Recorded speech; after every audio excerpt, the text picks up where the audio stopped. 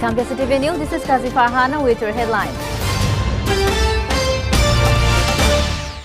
No imposed law can interfere with Parliament sovereignty, says Salahuddin. BNP to implement every clause of July Charter. 3 advisors of interim government to work for a particular party, says Jamaat's Naibi Amir. Chief advisor is being misled. Excluding women from development is a serious mistake, says Army Chief. Women must be equipped with proper skills and contribute.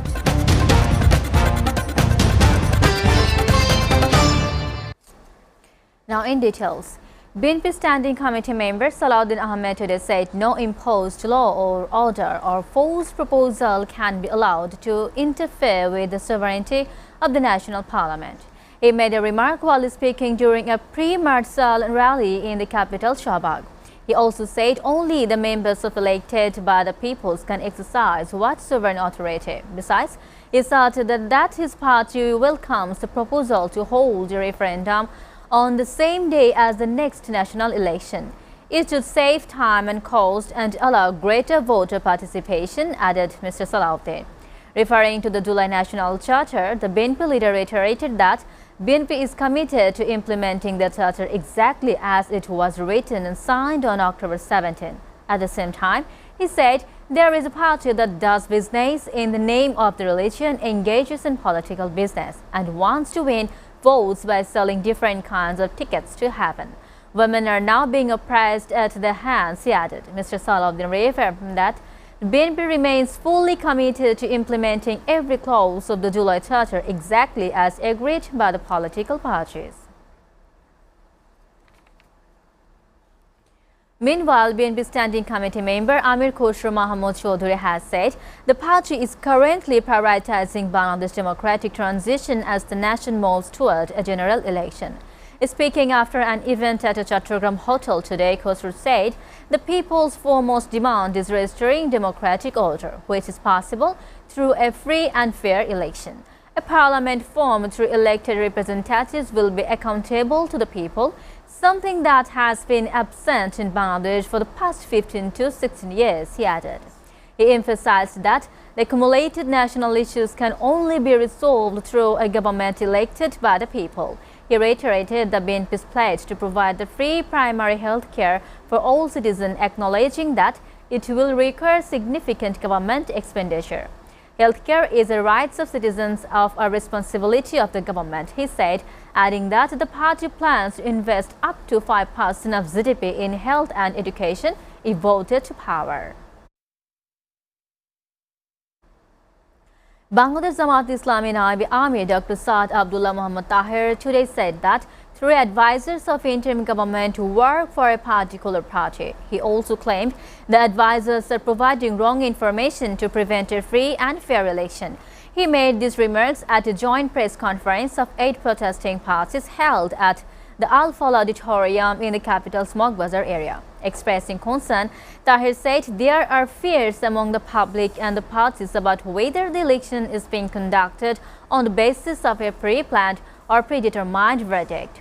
He added that on several occasions the government has prioritized the demands of one party. Today, it is evident to the nation that this government is no longer neutral.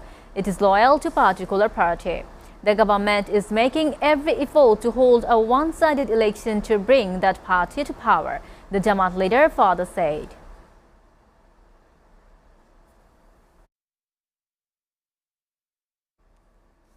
Army Chief General Waqar has said that no development vision can succeed if half of the country's population are left behind. He emphasized that women must be equipped with proper skills to contribute meaningfully to national progress. He made these remarks on this morning while addressing a reunion ceremony at Jaipurhat Girls Cadet College. Women constitute 50% of our population. It would be a mistake to think of development without including them. The Army Chief said, adding that the nation's advancement depends on building a skilled and capable female workforce. Addressing former cadets, he said that they must uphold morality and work for the country with integrity. The event was attended by former cadets Jaipurhat Deputy Commissioner Afroza Akhtar Chaudhary, Superintendent of the Police Muhammad Abdul Wahab, and teachers.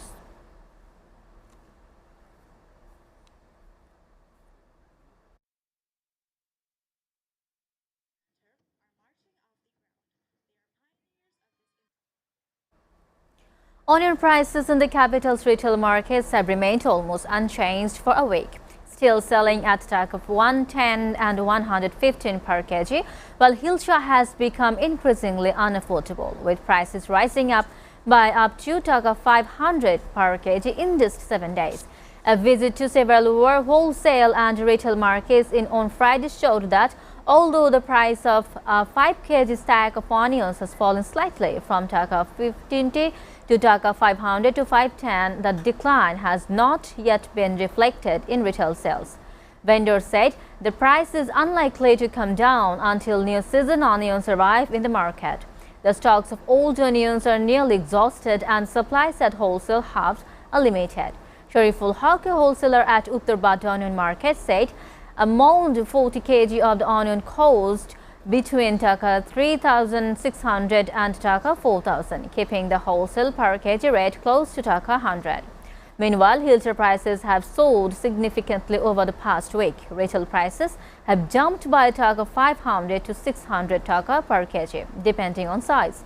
In Rampura market, 600 to 800 kg Hilcha is selling for the 1,200 to 1,600, from Taka 800 to 1,000 Taka last week.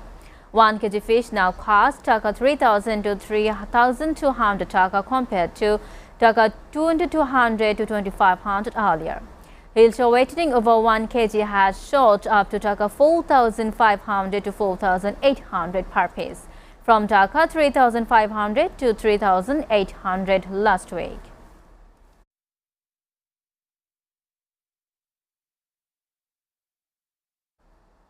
Viewers, we're taking a short break. Stay with us.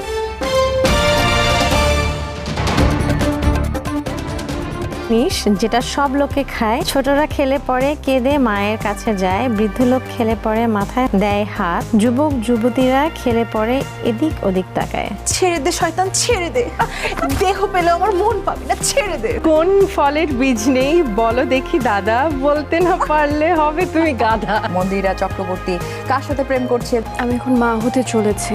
চিনেছি তোমারে আকারে প্রকারে, দিনের আলো রাতের আধারে। কোন বাসায় শুধু দুজন থাকে, দরজা জানালা ছাদ কিছুই থাকে না? পা, পায়ের নুপুর, ছন্দ, মনে হচ্ছে কি ছু দিয়ে জাদু মন্ত্র। এক্স্যাক্টলি, পায়ের নুপুর আমার। অরিক্স স্পেশাল সেলিব্রিটি শো তারকার ঝলক দেখবেন প্রতি শুক্রবার রাত 9:30 মিনিটে। ভালোবাসা একবার তুমি বউ কইয়া ডাকো। হ্যাঁ গো, আর কত দূর? আরে আমি তো ফিডের গাড়ির লগে। তোমার গরু হাঁস মুরগি মাছ তো অনশন শুরু কইরা দিছে। কি কও, অনশন শুরু কইরা দিছে? কেডা? হাঁস মুরগি মাছ। আরে ওগো মতি গতি দেখা মনে হইতা।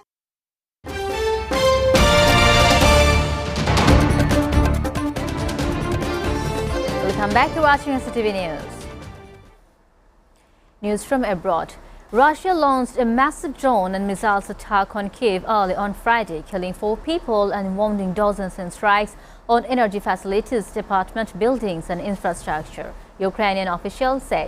Apart from the day, 27 people were injured, including 2 children and a pregnant woman, as emergency crews responded to multiple strikes during the night, said Timur Kachenko, head of the Kyiv's military administration. At least 430 drones and 18 missiles were used in the attacks across the country, Ukrainian President Volodymyr Zelensky said.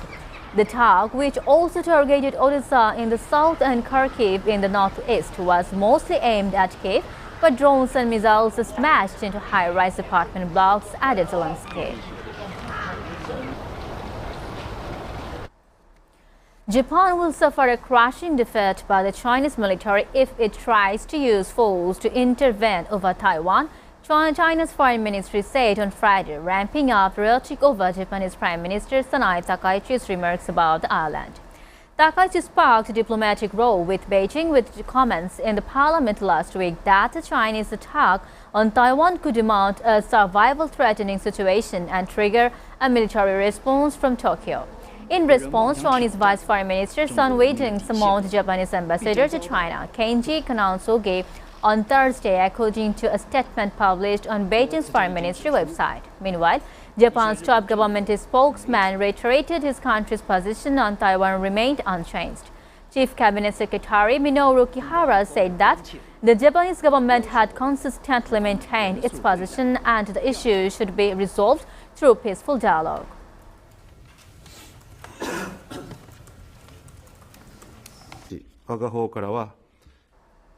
North Korea's Foreign Minister Cho Sun-hui denounced the joint statement released by G7 countries. State media KCN reported on Friday, saying she opposed their push for complete denuclearization of North Korea. The joint statement announced on Wednesday after a gathering of foreign ministers in Canada said the G7 countries condemned North Korea's nuclear weapons program and reaffirmed their commitment to the complete denuclearization of the country. Calling the statement a disguised hostile act, Cho said such demand ignored North Korea's constitution. In the present grim geopolitical environment, the position of nukes is the most correct option to deter the most dangerous and hostile states, Cho added.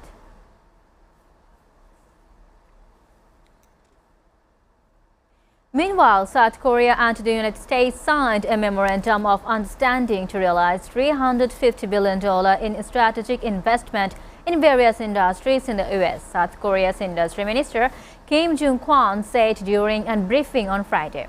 The two countries will complete the selection of investment plans by January 2029, Kim added.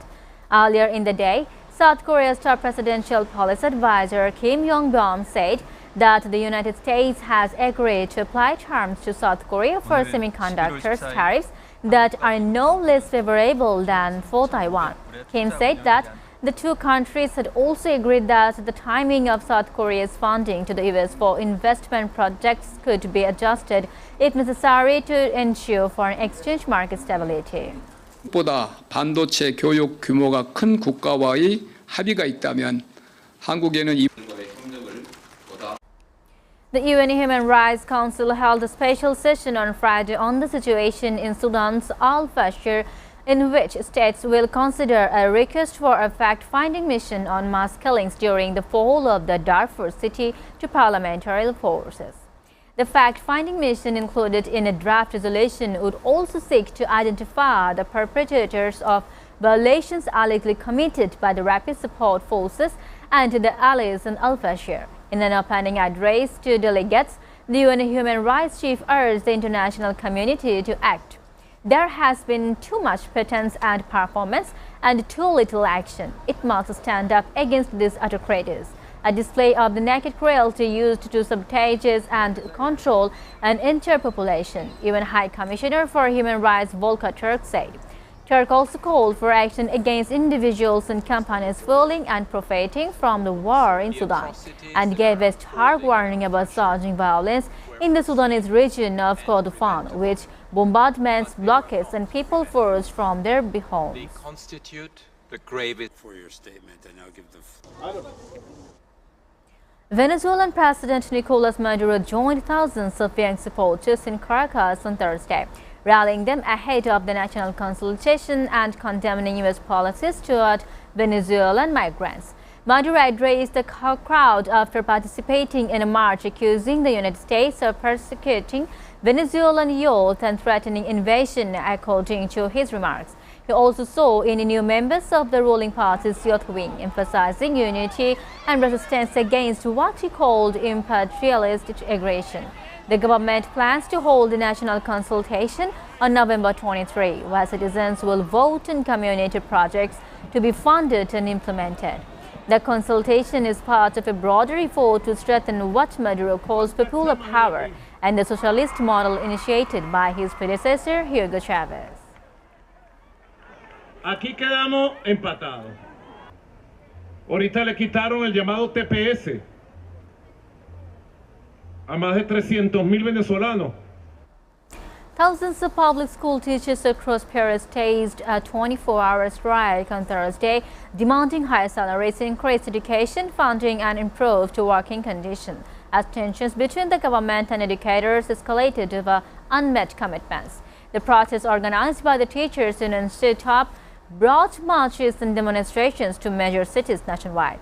Union leaders said their 10-point platform includes raising the education budget to 6% of GDP, full payment of a 2025 school bonus, and salary equalization for teachers and assistants. The strike comes amid a broader wave of discontent in the education sector, with university professors continuing an indefinite walkout that began earlier this month over pay and pensions demands. The top warned that the further action could follow if the government fails to address what it calls decades of neglect and broken promises affecting more than 4 lakh education workers.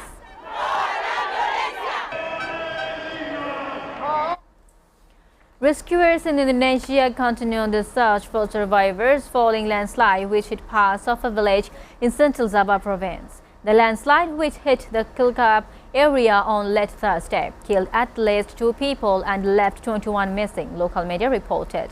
The area had experienced heavy rainfall over several days, which triggered the landslide, according to the Kilkap Disaster Agency.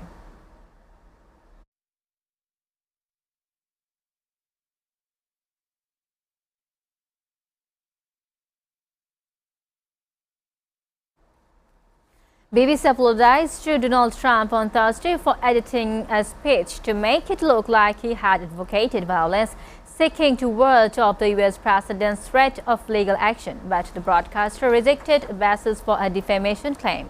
In a statement, the BBC said it's just Amit Shah sent a personal letter to the White House making clear to Trump that he and the corporation were sorry for the edit, adding that the broadcaster has no plans to rebroadcast the Panorama documentary of any on the platforms. While the BBC sincerely regrets the manner in which the video clip was edited, we strongly disagree there is a basis for a defamation claim, the BBC said. The leaking of internal accusations of biases at the BBC, including in the way it edited in 2021 speech by Trump on the day his supporters overran the Capitol, forced its top 2 leaders to quit and for Trump for threatening a $1 billion lawsuit.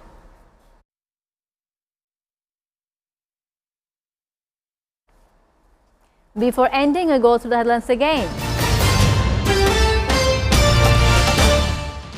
No imposed law can interfere with Parliament sovereignty, says Salahuddin. BNP to implement valid calls of the July Charter. 3 advisors of interim government work for a particular party, so Jamaat's Naib Amir, chief advisor, is being misled. Excluding women from development is a serious mistake, says Army chief. Women must be equipped with proper skills to contribute.